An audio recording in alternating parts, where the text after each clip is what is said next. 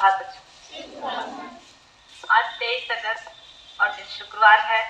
आज का जो सुविचार है वह है व्यावहारिक ज्ञान।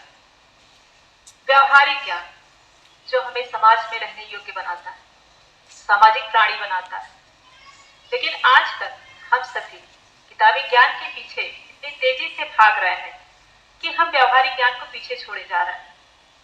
किताबी ज्ञान के महत्व को भी प्राप्त करने के लिए हमें व्यावहारिक होना पड़ता है, व्यावहारिक ज्ञान की आवश्यकता पड़ती है।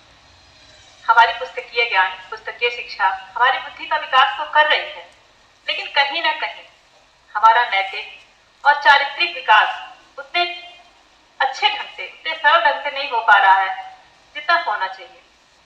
एक छोटी सी कहानी है, मात्र 2 मिनट की। एक बार 4 महिलाएं पानी भरने के लिए कुएं पे जाती हैं और आपस में इधर उधर की बातें करती हैं। कुछ समय बाद वे सभी अपने अपने पुत्रों की प्रशंसा करने लगती हैं। उनमें से जो पहली महिला है वह कहती है कि मेरे पुत्र ने बड़ी ही उच्च शिक्षा प्राप्त की है और वह एक विश्वविद्यालय में अध्यापक हो गया है जो प्रतिदिन बच्चों को पढ़ाने के लिए जाता है। यह सुनकर दूसरी महिला भी बोलती है कि मेरे पुत्र ने तो ज्योतिष की शिक्षा प्राप्त की है और वह एक महान ज्योतिष हो गया है। वह इतना बड़ा ज्योतिष हो गया है कि वह जो भी भविष्यवाणी करता है वह एकदम सही होती है।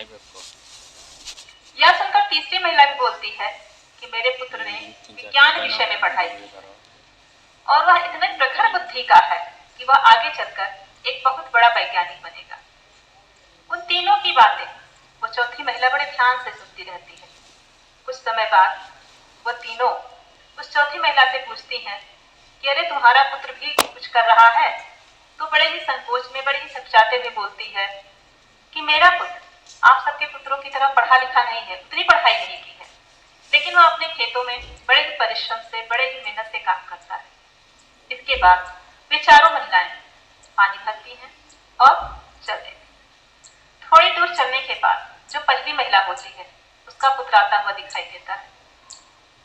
वह अपनी माँ के पास आता है और अपनी माता को और उन चारों महिलाओं, उन तीनों महिलाओं को अभिवादन करता है और आगे बढ़ जाता है।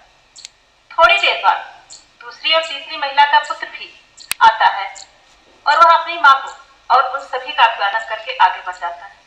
इसी तरह थोड़ी देर बाद जो चौथी महिला है उसका पुत्र भी आता हुआ दिखाई देता है और दूर से ही आकर के, दूर से जब वो अपनी माँ को देखता है तो वो दौड़कर आता है और फिर उसके सिर से उस पानी से भरे हुए घड़े को उतारते हुए कहता है कि यदि तुम पानी भरने जा रही थी तो तुम्हें मुझे बता देना चाहिए था या फिर मुझे बुला लेना चाहिए था।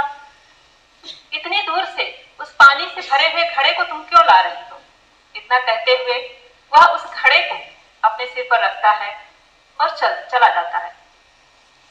यह देखकर उन तीनों महिलाओं को बड़ा आश्चर्य होता है और वह जो चौथी महिला है उसे अपने पुत्र पर बहुत गर्व होता है और बड़े ही प्रेम से, बड़े ही गर्व से अपने पुत्र के पीछे पीछे चलने लगती।